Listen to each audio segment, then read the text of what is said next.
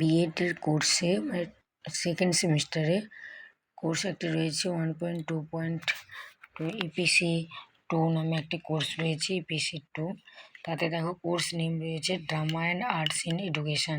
তো সেখানে একটা টপিক রয়েছে prepare a calendar chart on various musical instrument in India.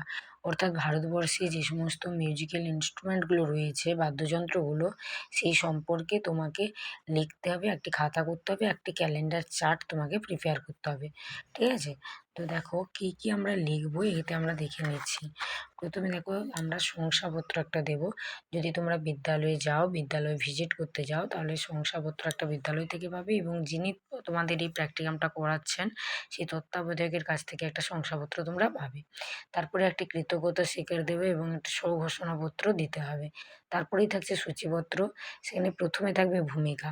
ভূমিকাতে কী লিখতে হবে না, এই বাদ্যযন্ত্র কী কী ব্যাপার এই নিয়ে একটা ছোট্ট ভূমিকা তোমরা দিতে পারো। তারপরে বাদ্যযন্ত্র কাকে বলে তার সংক্ষিপ্ত ইতিহাস দেওয়ার জন্য